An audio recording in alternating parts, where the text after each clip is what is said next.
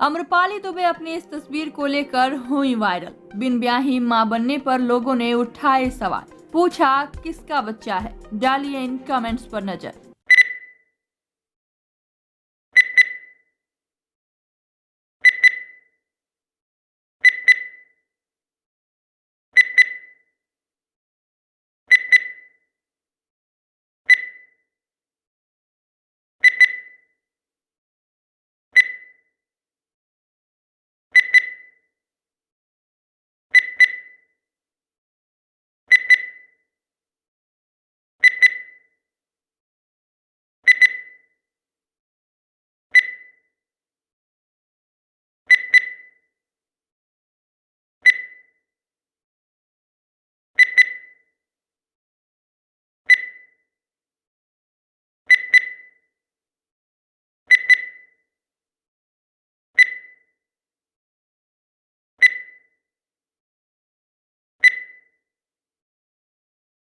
हम आप सभी को बता दें कि ये तस्वीर आम्रपाली की आने वाली फिल्म दागेगो लांछन की है, जिसमें वो एक प्रेग्नेंट महिला के किरदार में नजर आने वाली है, यानी कि आम्रपाली असल में मां नहीं बनी है।